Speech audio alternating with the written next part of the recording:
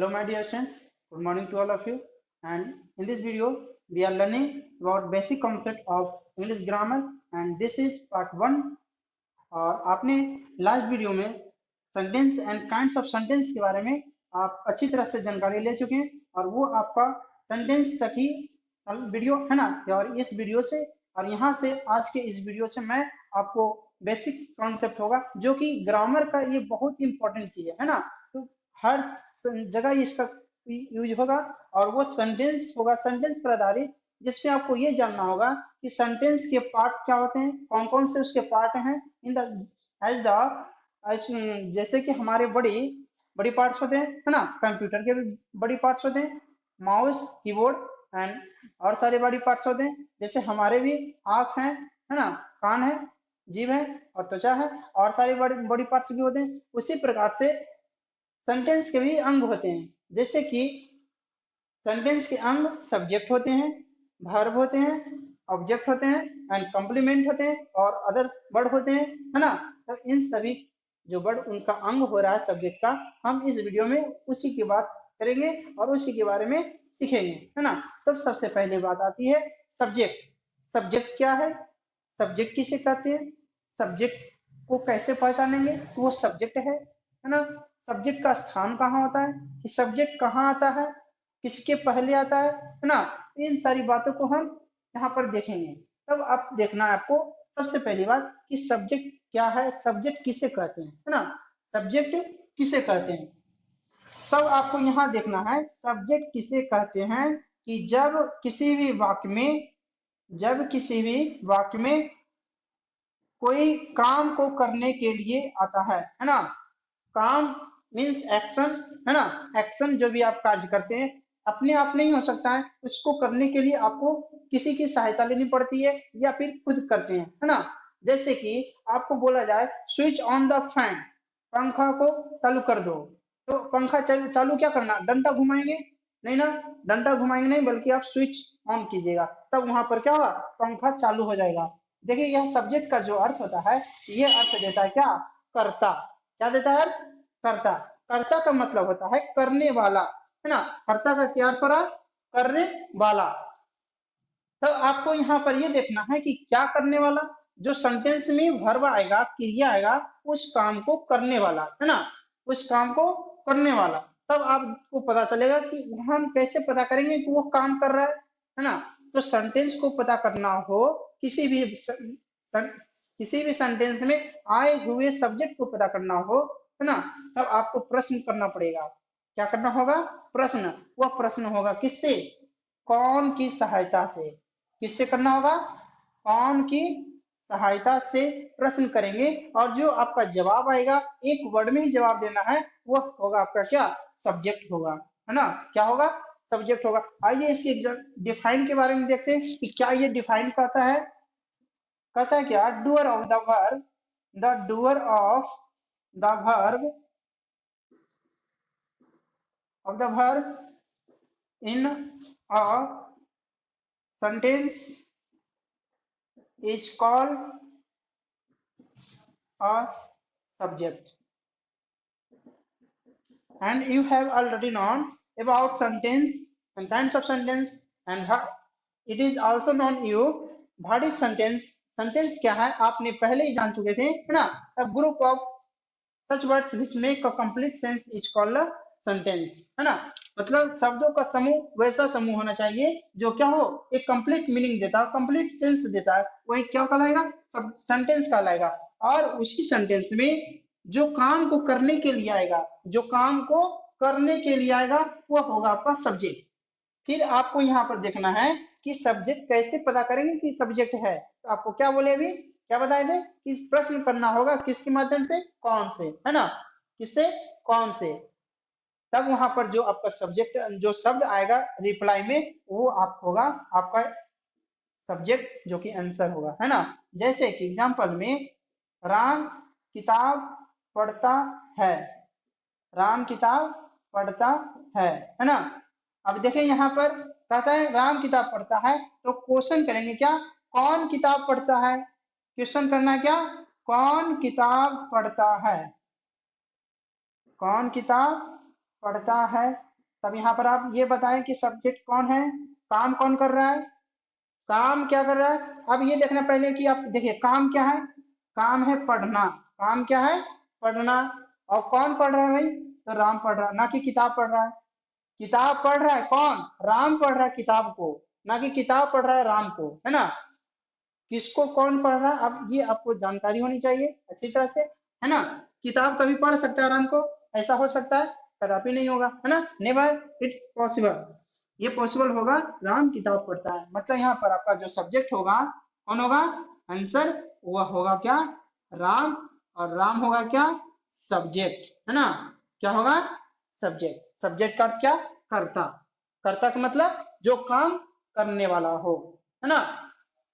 उसी प्रकार से मैं आपको कुछ एग्जांपल बताता हूँ, वहां पर आप सब्जेक्ट बताएंगे कि सब्जेक्ट कौन है ना।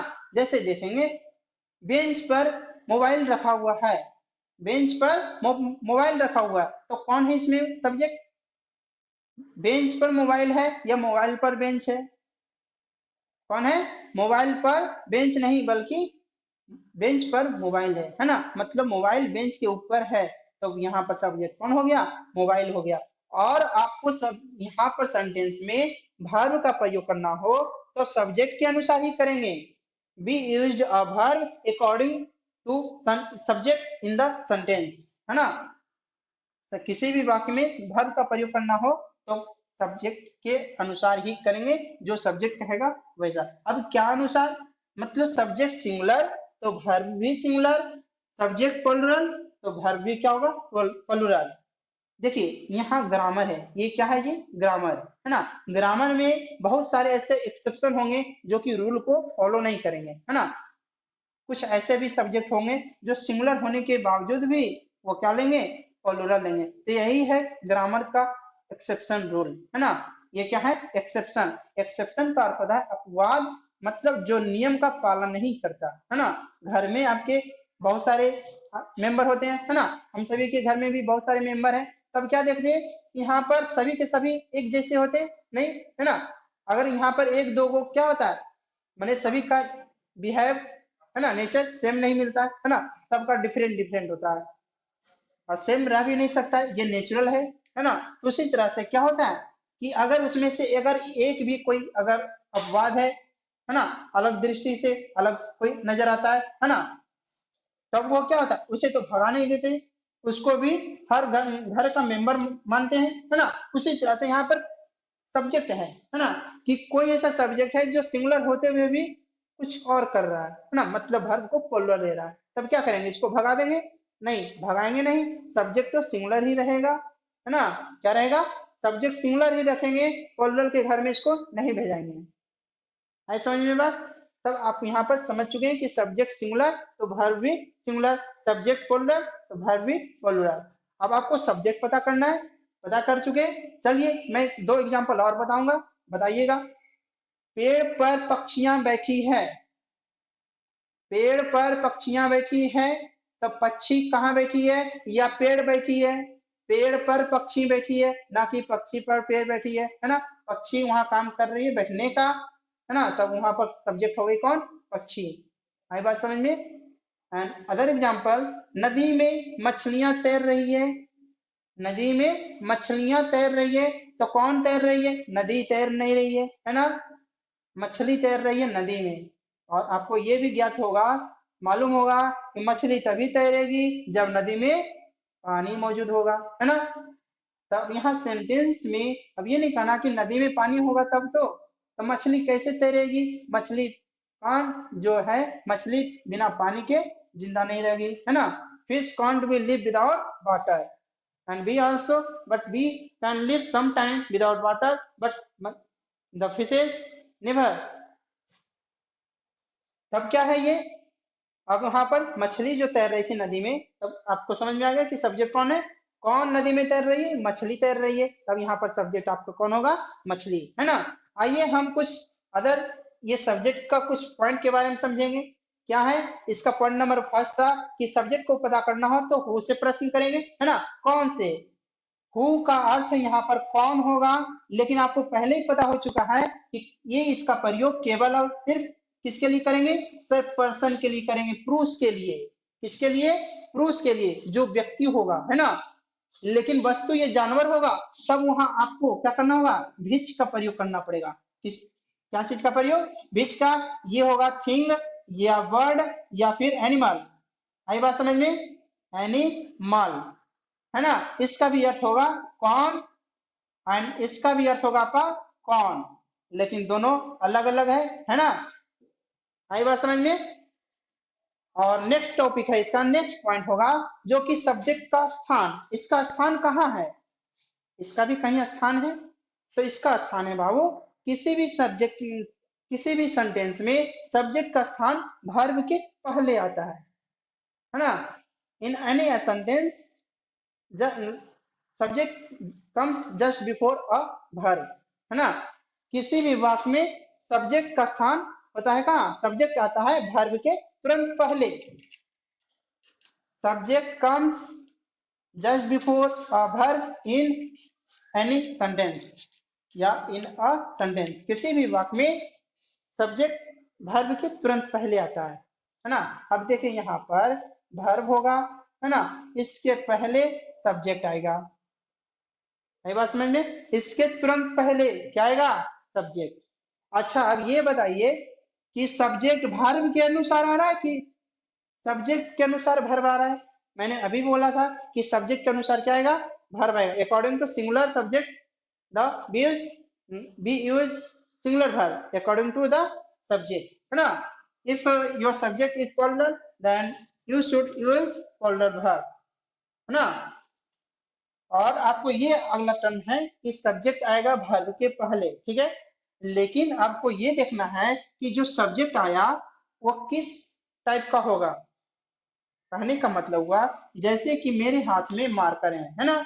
ये मार्कर क्या है, पार्ट्स ऑफ स्पीच। किस पार्ट्स ऑफ स्पीच में आएगा, noun, pronoun, verb, adverb, adjective, conjunction, preposition, interjection, है ना। पार्ट्स ऑफ स्पीच के 8 भेद होते हैं, 8 भेद होते हैं, है ना। तो उन सभी 8 भेद में किसका रूप जाएगा, किस रूप में जाएगा। तो सर ये जो है वर्ब के तुरंत पहले जो सब्जेक्ट आया है वो सब्जेक्ट होगा किस रूप में,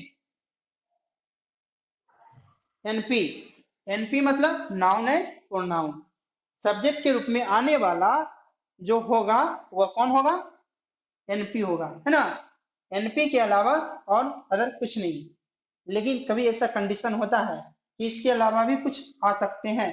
उसके लिए कंडीशन है क्या, कि जिस रूप में, जैसे ये वर्ब है ना, कि वर्ब का प्रयोग वर्ब के ही रूप में करेंगे, वर्ब का प्रयोग वर्ब के ही रूप में किया जाएगा। लेकिन क्या उसके अलावा भी और किसी रूप में कर सकते हैं, जी हाँ। जब वर्ब का प्रयोग सब्जेक्ट के रूप में करना हो, इसका प्रयोग वर्ब का प्रयोग सब्जेक्ट के रूप में करना हो, तब वह जो सब्जेक्ट आएगा वह वर्ब नहीं होगा, उसका रूप चेंज हो जाएगा, है ना। वह क्या हो जाएगा, रूप चेंज हो जाएगा।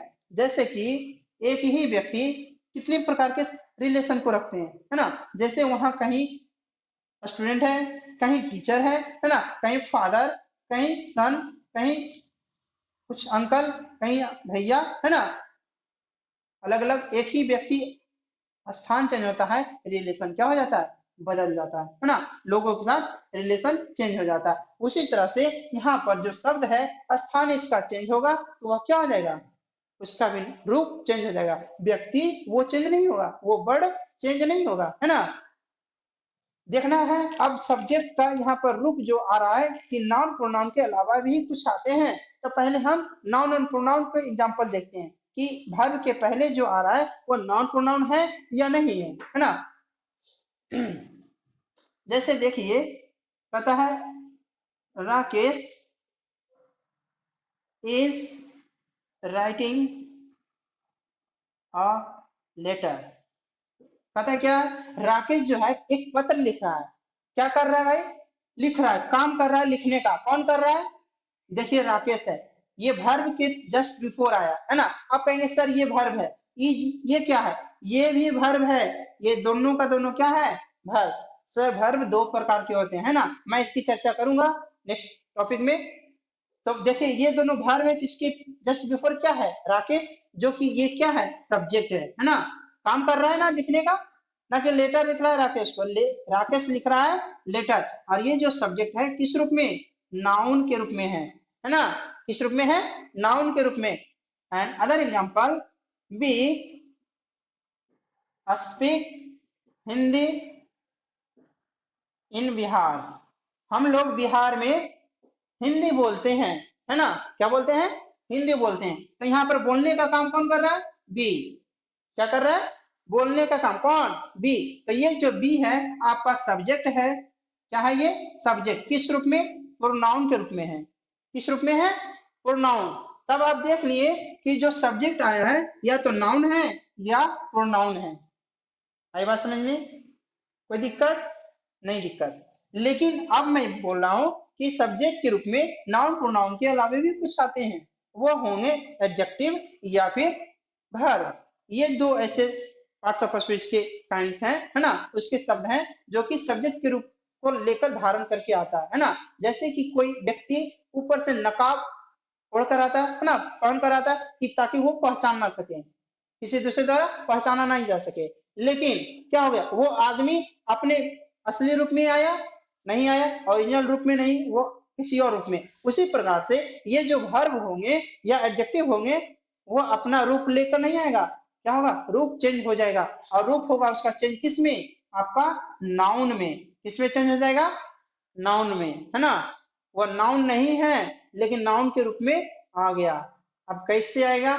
उसमें भी डिफरेंस है, देखिएगा कैसे आएगा वर्ब का प्रयोग नाउन के रूप में। देखेंगे, एक एक करके एग्जांपल देखेंगे और अच्छी तरह से समझिएगा, है ना? समझना है कि कैसे वर्ब का प्रयोग नाउन के रूप में करते हैं और वो सब्जेक्ट होता है ना? देखिए क्या है। तब यदि जब वर्ब का प्रयोग, if a verb is used as a subject, as a subject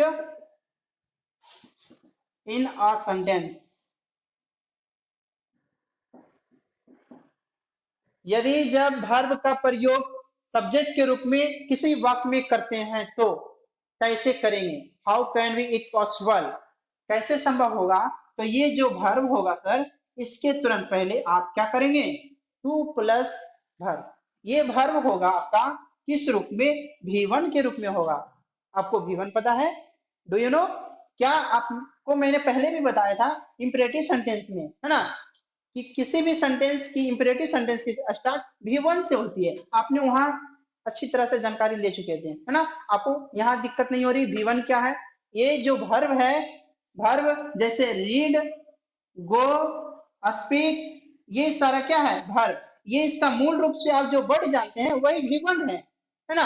वही V1, वही आपको प्रयोग करना है। उसमें आपको नो चेंज करना है, कुछ नहीं आपको बदलना है। बस उसके साथ आपको क्या कर देना है? 2 प्लस V1। आई बात समझ में? 2 प्लस V1 वही आपका क्या हो गया? सब्जेक्ट ग्रुप हो गया, है ना? क्या हो गया? ये सब्जेक्ट ग्रुप।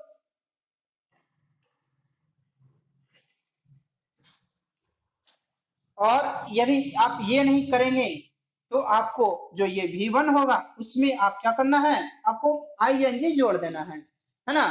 तब क्या करें? ये वर्ब नहीं है, ये नाउन है, नाउन के समतुल्य है, noun equivalent of the verb when we used as a subject, noun equivalent। ये क्या है? नाउन इक्विवेलेंट है, नाउन के समतुल्य है। कब? जब वर्ब का प्रयोग 2 प्लस V1 के रूप में करते हैं और सब्जेक्ट के रूप में आता है ना? तब ये नाउन के रूप में है, नाउन के समतुल्य है। आई बात समझ में? देखिए क्या है एग्जाम्पल में, जैसे to swim is an art. And मतलब तैरना एक क्या है? कला। सभी कोई तैरना नहीं जानते हैं, है ना? सभी कोई तैरना नहीं जानते, तो वह क्या है? तैरना भी एक क्या है? कला। तब देखिए यहाँ पर जो तैरना है 2 प्लस V1 आया, आया ना? तब ये आपका क्या है? सब्जेक्ट है। लेकिन है किस रूप में? है ये मूल रूप से वर्ब, लेकिन यहाँ जो रूप आया, रूप चेंज कर लिया। वो नकाब इसका कौन? टू है ना? टू को ओढ़े रखे हुए अपने ऊपर ताकि इसको कोई पहचान ना पाए, लेकिन हम लोग पहचान लेते हैं, है ना? ये वर्ब है। लेकिन यहाँ पर वर्ब नहीं बल्कि ये क्या है? नाउन इक्विवेलेंट है ना, क्या है, नाउन इक्विवेलेंट। आएगा ये बात समझ में, समझ गए। और अगला है V1 प्लस ING, देखिए स्विम है, इसी को बनाएंगे swimming. Swimming is an art. The meaning of both sentence is equal, है ना। दोनों सेंटेंस जो देख रहे हैं इसका दोनों का अर्थ सेम ही है। तैरना एक कला है, तैरना एक कला है ना। यहाँ पर डिफरेंट है सब्जेक्ट का, रूप चेंज है ना। ये देखिए ING के साथ है, ये 2+V1 है ना। तो ये जो 2+V1 है, ये जो इसको कहते हैं इन्फिनिटिव है। क्या चीज है, इन्फिनिटिव। मतलब 2+V1 को इन्फिनिटिव कहा जाता है। और ये जो देख रहे हैं ये है आपका जीरंड है। क्या है, जीरंड। जीरंड का प्रयोग यहाँ पर नाउन के रूप में किया गया है, तो मूल रूप से क्या, वर्ब है, लेकिन वर्ब को चेंज कर दिए नाउन के रूप में, है ना। अब यहाँ पर इन सारी बातों को आपने अच्छी तरह से समझ गए कि नाउन के रूप में मतलब सब्जेक्ट के रूप में नाउन और एडजेक्टिव, नाउन और प्रोनाउन के अलावे भी कुछ आते जो कि आपने अभी तुरंत देखा, है ना। कुछ और एग्जाम्पल को मैं दिखाता हूँ आपके सामने, देखिएगा, समझिएगा, है ना।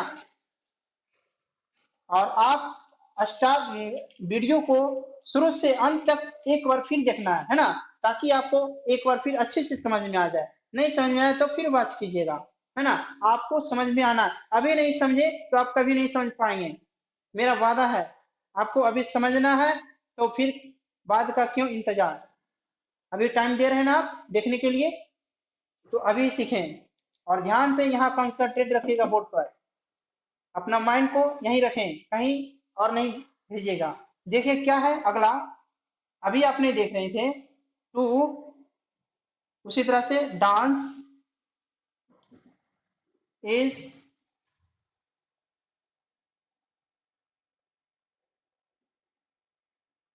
Famous in Bihar. क्या है, बिहार में नाचना क्या है, प्रसिद्ध है। यहाँ पर आप देख रहे हैं 2+V1, ये है आपका इन्फिनिटिव है ना, इन्फिनिटिव।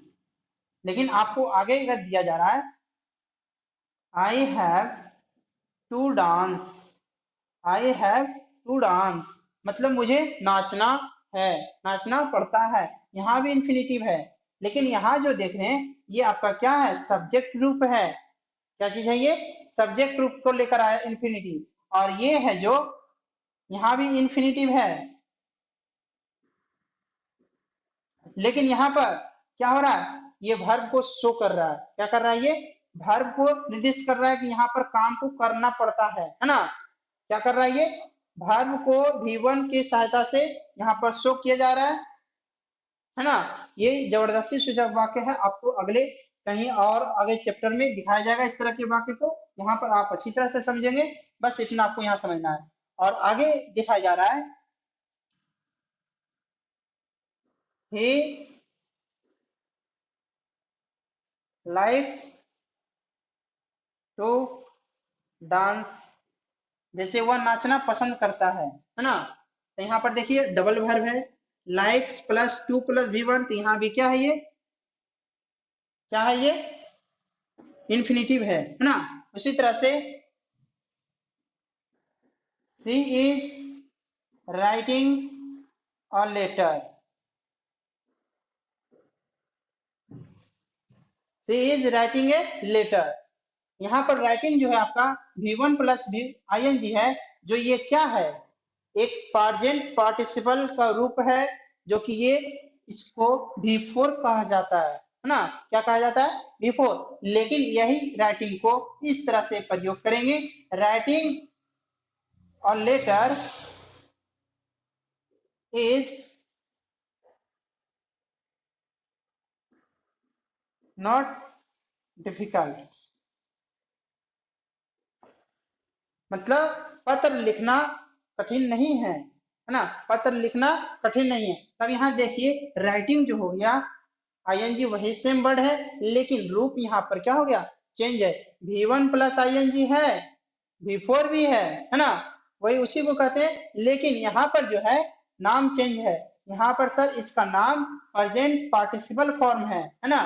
क्या कौन सा नाम है उसका? प्रेजेंट पार्टिसिपल, जो कि वो वर्ब के रूप में है, लेकिन यहाँ जो है आपका जिरंड के रूप में है ना। क्या है? जिरंड के रूप में। देखिए स्थान चेंज हो गया, यहाँ वर्ब के बाद आया, यहाँ वर्ब के पहले आया, है ना।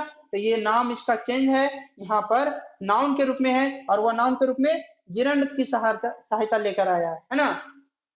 तो आपने इस तरह के आपने एग्जाम्पल में अच्छी तरह समझ गए कि सब्जेक्ट के रूप में कौन कौन से रूप आते हैं, है ना।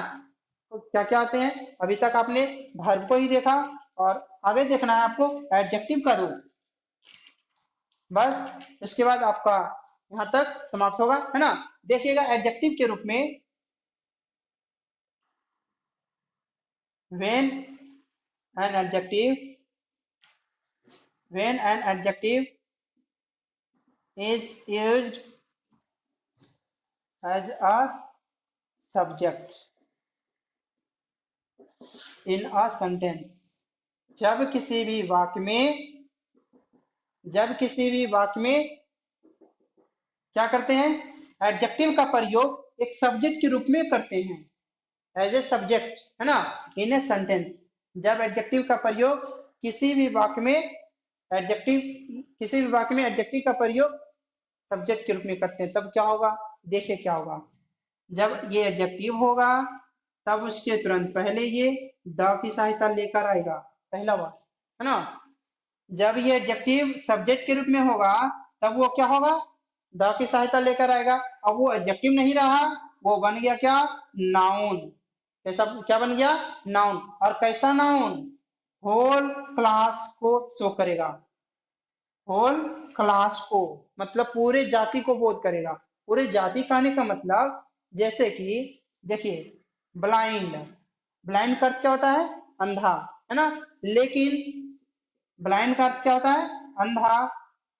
और द ब्लाइंड क्या होगा? अंधे लोग होगा, है ना। क्या होगा? अंधे लोग। तब हम यहाँ देखें, जो ब्लाइंड है किसी व्यक्ति का गुण को बताएगा, लेकिन यहाँ जो है द ब्लाइंड, अंधे लोग, यहाँ व्यक्ति को खुद शो कर रहा है। तब यहाँ आप बताइए कि यहाँ एक व्यक्ति अंधा है या पूरे व्यक्ति? अब कैसे आपको पता चलेगा कि ये होल क्लास को शो कर रहा है? सेंटेंस में देखेंगे। देखिए सेंटेंस में क्या, the blind can't see anything, anything, कहता है अंधे लोग कुछ भी नहीं देख सकते हैं। क्या अंधे कुछ देख सकते हैं? ऐसा कुछ बताइए जो वो देख सकते हैं। भले ही वो मन की आंखों से फीलिंग करते होंगे कि यहाँ पर ऐसा है ना, लेकिन वो वास्तविक में देख नहीं सकते हैं, है ना। अब यहाँ पर अंधे लोग, दुनिया में जितने अंधे हैं सभी नहीं देखते हैं, या फिर कोई ऐसा अंधा है जो देखता भी है? तो जो देखता है वो अंधा नहीं होगा, है ना। जो देखता है वो अंधा नहीं होगा, और जो अंधा होगा वो देखेगा नहीं। आई भाई समझ में? बात समझ गए? तब यहाँ पर जो अंधा होगा, दुनिया के जितने भी लोग हैं, जितने भी अंधे लोग होंगे, वो सारे के सारे नहीं देख पाएंगे। उसी तरह से द ऑनेस्ट का अर्थ ईमानदार लोग, लेकिन ऑनेस्ट मतलब ईमानदार, वो एडजेक्टिव होगा, लेकिन यहाँ क्या हो गया? नाउन हो गया। नाउन इक्विवेलेंट है। क्या है ये? नाउन इक्विवेलेंट, नाउन इक्विवेलेंट, है ना। अगली बात समझ में, ये नाउन नहीं है लेकिन नाउन के समतुल्य है। समझ में आ रही है बात? एंड इसी प्रकार से एडजेक्टिव का प्रयोग किसी और रूप में करते हैं। देखिए कैसे करेंगे। एडजेक्टिव होगा, लेकिन यहाँ उसके पहले द नहीं होगा, उसके बाद एक नाउन की सहायता लेकर आएगा। क्या आएगा? एडजेक्टिव के साथ एक नाउन लेकर आएगा। तब देखें यहाँ पर ये सब्जेक्ट रूप में ई नहीं है, है ये नाउन। बस इसका ये गुण बताने के लिए आ गया है ना। क्या बताने के लिए आ गया? गुण बताने के लिए। समझ में आ रहा है ना? गुण जैसे एक brave man, a brave man never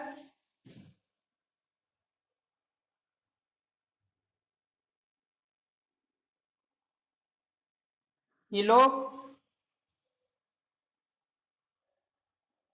of the trouble।